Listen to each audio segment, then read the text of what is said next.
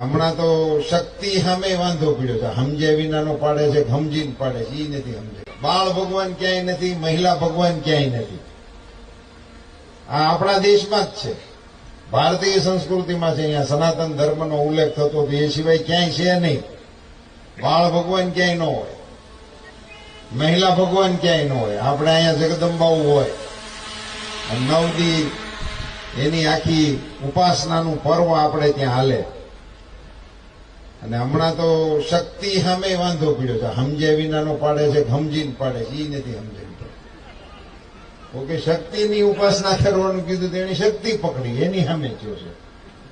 એટલે એવું બધું હાલ્યા રાખે આ દેશમાં. આ દેશ એવાના ભરોસે છે નહીં, વિરોધ કરનારાઓના ભરોસે છે નહીં. આ દેશમાં કે દિવસે રાવણે હરણ કર્યું તેની તારીખ નથી રામાયણમાં. કથાથી આપણે જાણીએ છીએ સીતાનું હરણ કર્યું હતું, એ તારીખ હજી કોઈ